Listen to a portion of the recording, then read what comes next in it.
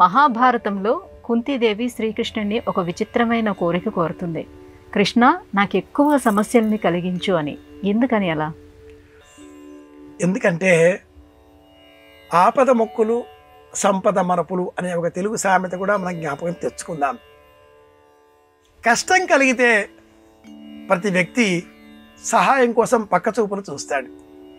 ఆ పక్కచూపులు చూసే సమయంలో ఎవరూ లేకపోతే పరమాత్ముడిని మనసులో ధ్యానం చేస్తాడు. గజేంద్రుడితో ప్రారంభం చేస్తే కుంతి వరకు ఎవరైనా కూడా ఇదే మార్గాన్ని అనుసరించారు. కష్టం లేకపోతే నేను మాత్రమే చేయగలను, నా వల్ల మాత్రమే అవుతుంది అనేటటువంటి అహంకారం మనలో పెరుగుతుంది.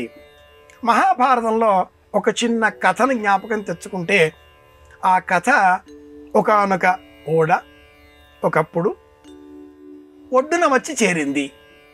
ఒక కాకి ఆ ఓడ పైన వచ్చి వాలింది. ఆ ఓడ కాసేపటికి సముద్రంలోనికి బయలుదేరింది.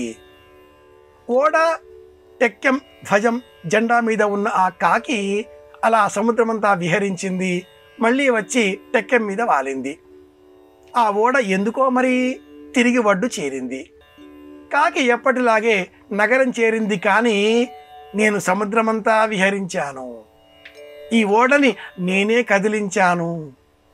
ఇది అహంకారానికి ఆది.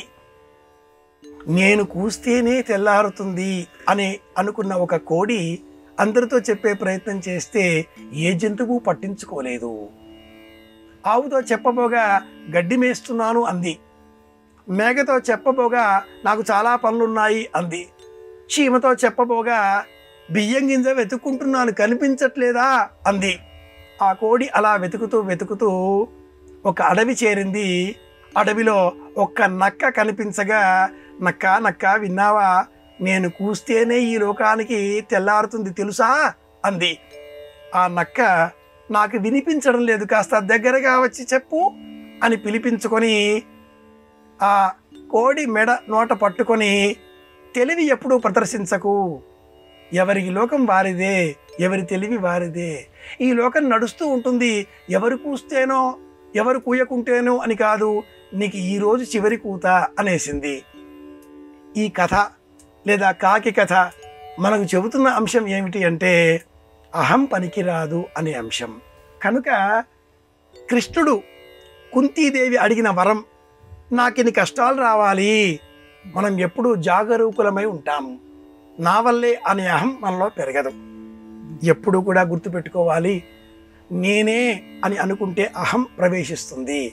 కుంతీదేవి కృష్ణుడిని అహం పెరగకుండా ఉండాలి అనే ఉద్దేశ్యంతో మాత్రమే సుమా కష్టాలు రావాలి అని కోరుకున్నది. ఇలా అర్థం చేసుకోవాలి ఈ ప్రశ్నను.